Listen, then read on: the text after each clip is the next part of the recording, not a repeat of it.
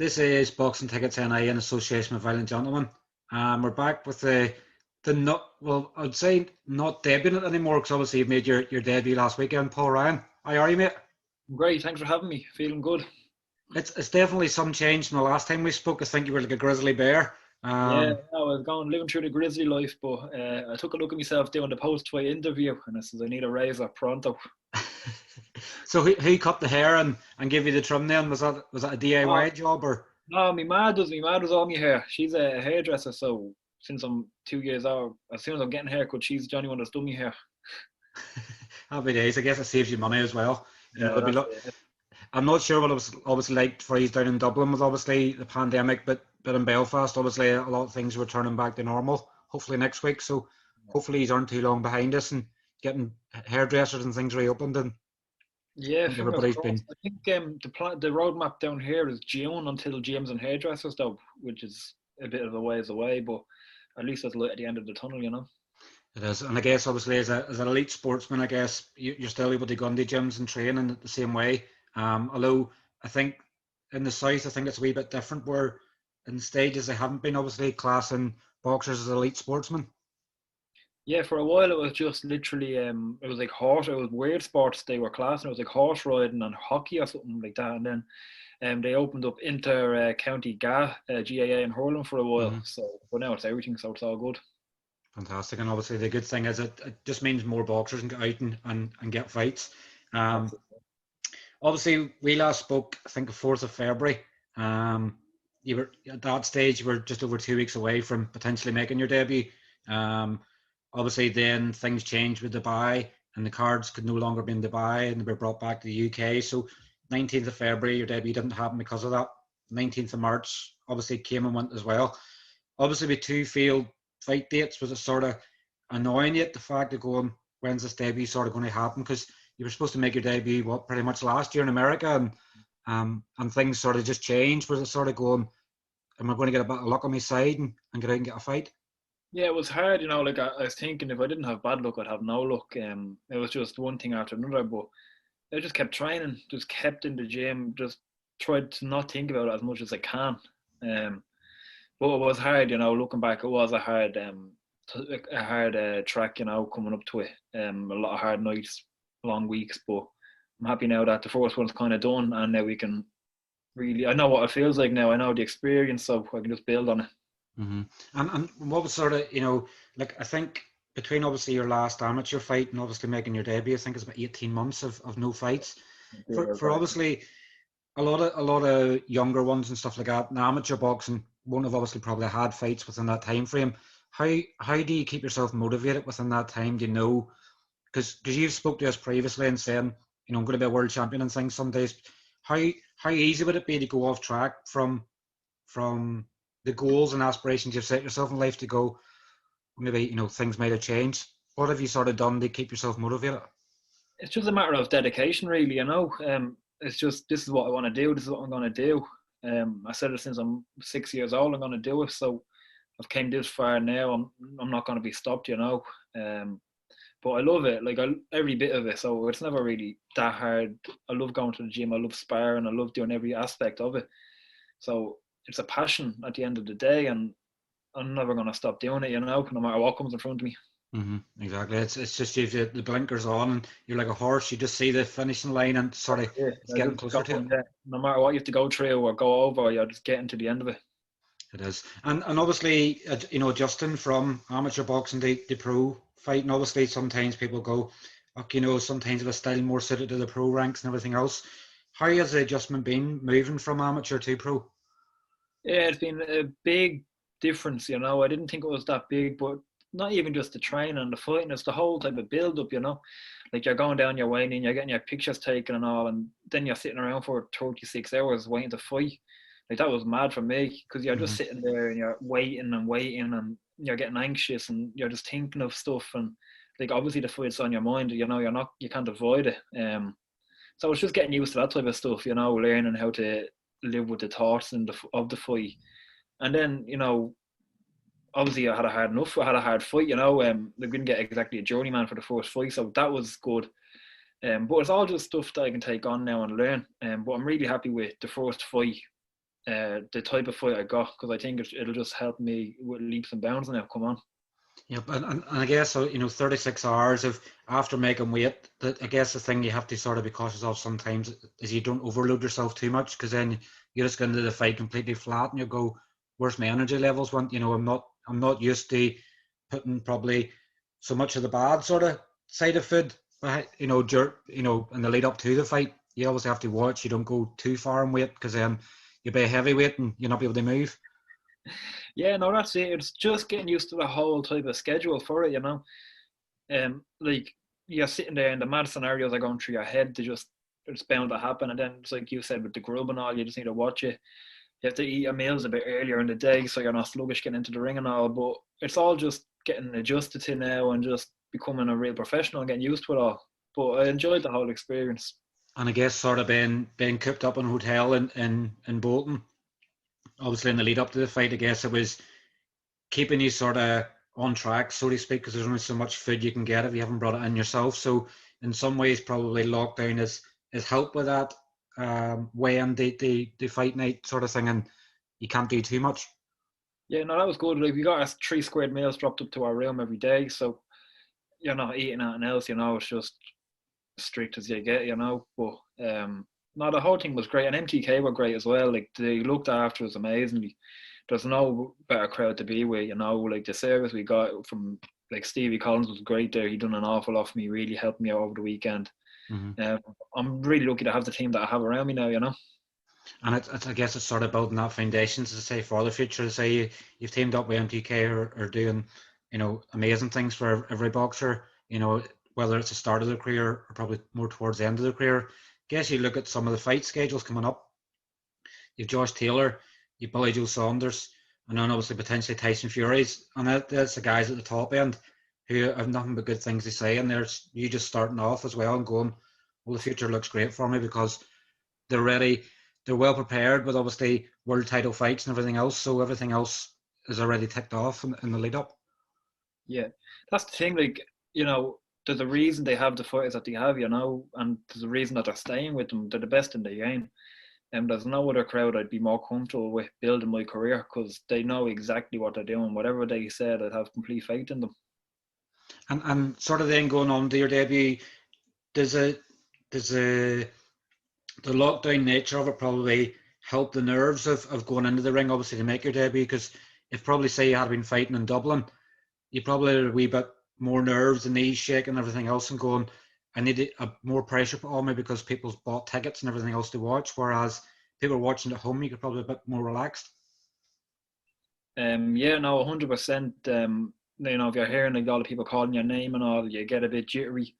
But it was good kind of going out in just an empty arena, just a calm environment. I enjoyed that, and I think it'll help ease the transition now to when there is crowds. Mm-hmm. So if they go, say, half capacity, then the full capacity, I think that'll help an awful lot. Because, from amateur, you go from having 20 people in the arena to going to having a few hundred, nearly 1,000 people. It can be a bit surreal. Definitely would. And obviously, like even before, obviously, your debut last week, when you look at your opponent, Kyle Hughes, he's 2-2. It wasn't like you're having a journeyman. It was in there. It was, 1 in 56 or something like that. Kyle Hughes, obviously, and now we've seen the fight. It was clear to see that Kyle Hughes was coming to win.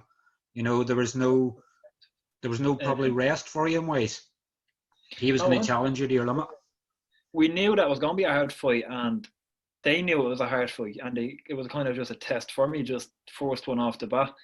But I'm happy that we got that type of opponent. I didn't really want a negative opponent that'll just try to survive and get around. We had someone there, and that was a crucial fight for him. That was the difference between a winning and a losing record. So he really came to upset me, but I'm happy with it. And I think watching the fight, you're seeing glimpses through the first round, the fourth round, and even the shot selection that there is greatness here. There's an awful lot to improve on, and I'll always improve on it. But I think if you see it, you can see that there's greatness to be shown. Yep, definitely. That's sort of one thing I seen watching the fight. Of sort of going, you can see what's there to come, and probably you're 18 months out of the rings, probably not so much brought bad habits into it, but obviously when you're not being regularly obviously tested. Kinda, yeah. You know, Yeah, like there's an awful lot behind the scenes that went on, but there's no real point looking into it. I think you only can judge a fighter on his last fight, so you look at the good bits of it, you look at the bad bits of it, and you just improve onto the next one. But next time you'll see a complete different me. You'll see the sharp, polished version that you've seen the bits of, but you'll see that throughout the whole fight now next time. And I'm looking forward to it now. I'm looking forward to showing everyone the full Paul Ryan, you know? yep. And I guess you know the thing is, it's as well as it's getting back in there probably as quick as possible. Yeah. A lot probably is going to depend on COVID clearance for crowds and things like that, because I think at the moment the MTK has been sort of limited to one sort of show a month, and then other promoters have their own fighters they sort of go off sometimes, so it's hard to get on another card. So fingers crossed, obviously things keep improving the way they are, and then there'll be more fight cards coming up. Yeah, hopefully by summer we get crowds back and we can start getting real regularity with it. Like I've said in me post fight, I'd like 5 this year, 4 minimum. I think that could be doable, you know, 100%.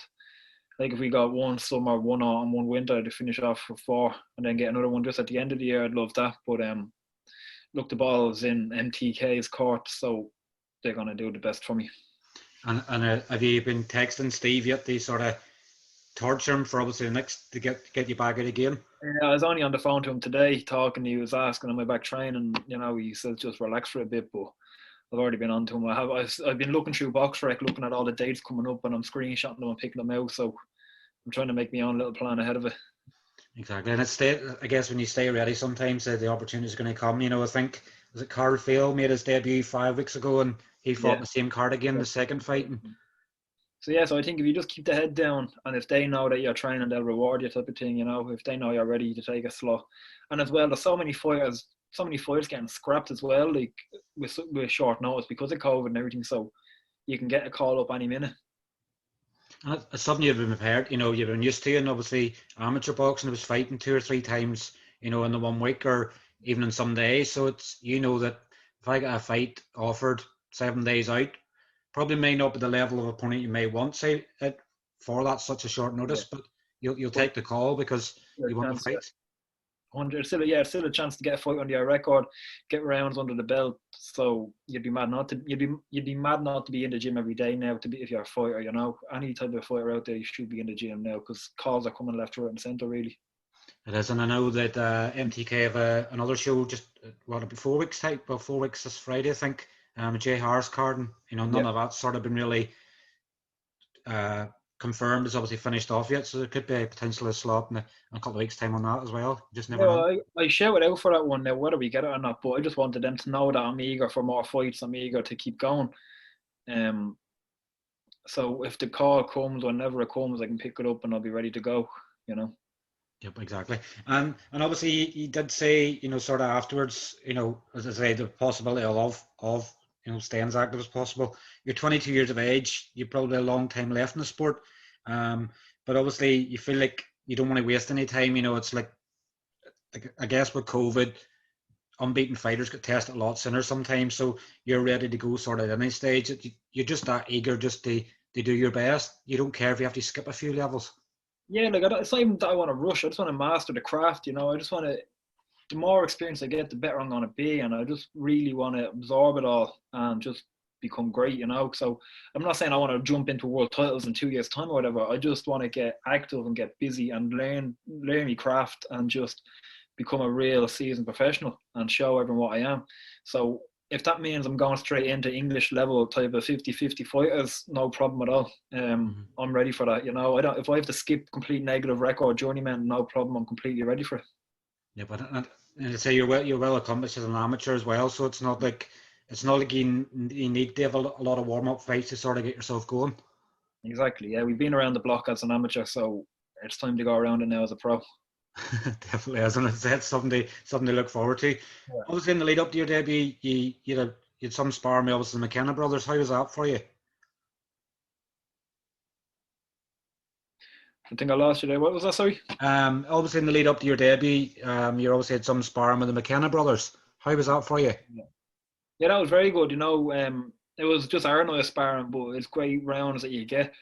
Like he brings real intensity to the spars, so you learn an awful lot. And then I was also sparring like John Joyce down in the Coliseum and stuff. Another really good amateur. He's 2-0 now. So like the quality of sparring is there 100%. Like you're getting great rounds now, you know. I think the McKennas are going back to LA now, but there's still, you know, the lads. There's a lot of lads in Dublin. There's a lot of lads down the country, in Belfast as well. Like it's kind of booming at the moment with hungry lads coming out. So you're almost spoiled for choice now. Will you still do probably as much sparring? You know, I know you'll still do a certain degree of sparring, but probably you would have done, say, a bit more to get used to pro ranks rather than sometimes obviously build up the fights sort of going away for sparring and things like that. Will you still focus as much and try to learn as much as possible between fights? I don't know. I think it's about finding the happy medium about what suits you as a fighter. Like I don't think there's a real blueprint to it. You know, like we were doing, like I was doing something like 25 rounds a week, and I think that's too much. So now you'll bring it back a bit. You know, you might do 18 or whatever, or 12, 16, but it's all just about trial and error type of thing. So we'll see what works this camp now, and if it works, we'll keep doing it. If it doesn't work, you'll just improvise, adapt, and change it. It's something that I guess Carl Frampton, obviously that's now retired, sort of spoke about early on in his career.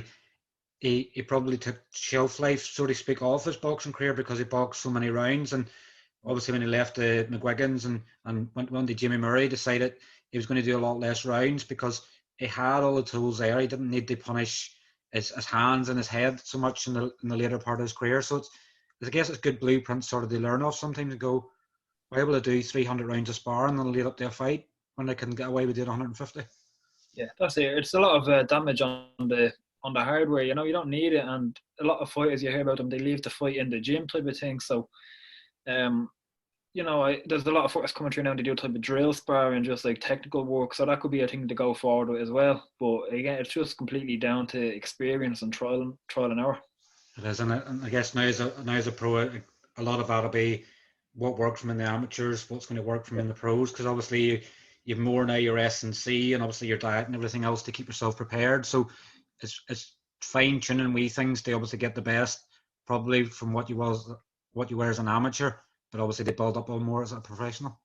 Yeah, it's just taking bits out from what works from this session, from whatever session your S&C you're running, and finding what suits you. Because I don't think there's one blueprint for every fighter, you know. So it's just about literally finding what works for you and just going with that. So it'll be interesting now to see over the next few weeks how we go about it, and just going forward in life, what way we're going to end up working it and training it and structuring it. I think it was Davey Oliver Joyce, I think, in the past. I think he, obviously, whenever he was preparing for a fight, he sort of wrote down everything he'd done in certain sessions so that if something went right or something went really, really good, or he could have improved on something, he's able to look back and go, well, maybe done too much here, maybe done too much there.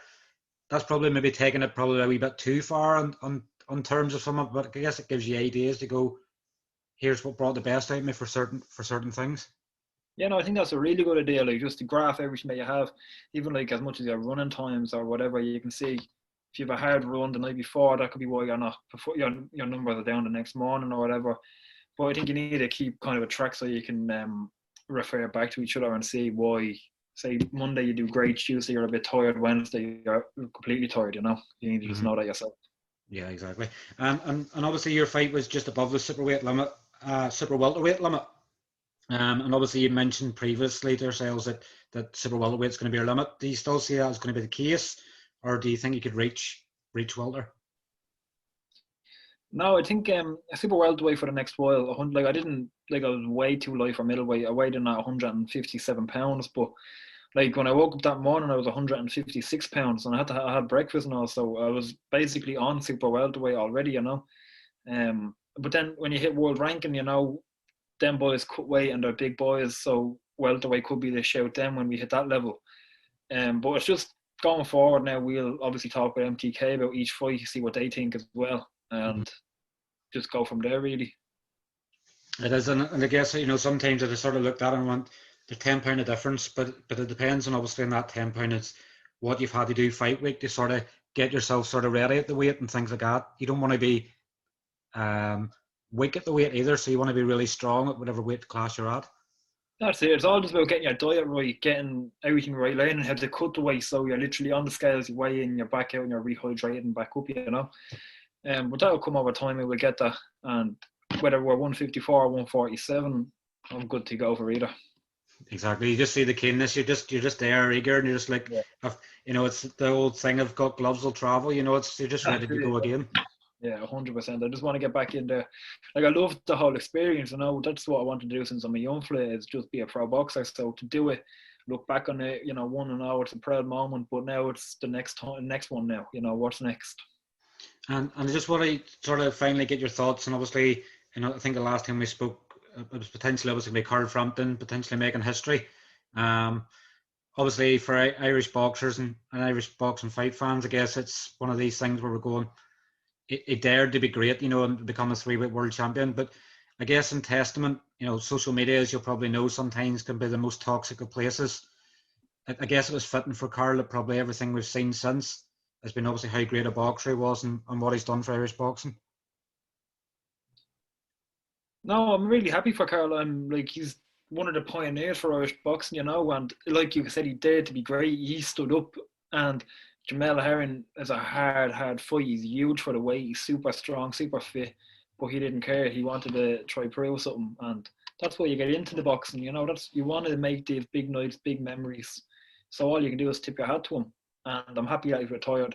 And now it's kind of like it's the next generation type of thing. Now you have all the lads pushing through, like Gary Cully and everything. Now they're fringe level, trying to crack the world level. Then you've the lads that goes coming through, debut and starting early. So it's nice to see that there's the wave that keeps coming through and through. And it'll be interesting now to see who be the next to take the mantle and probably move forward. And I know McConnell obviously had aspirations to fight for world title in August, and it looks to be that Fulton's obviously going and fighting PBC cards and a unification potentially in September. So where obviously he thought he was getting very close, it might have been pushed back a bit further, but there's quite a lot of boxers coming through ready to take the mantle and drive it forward again.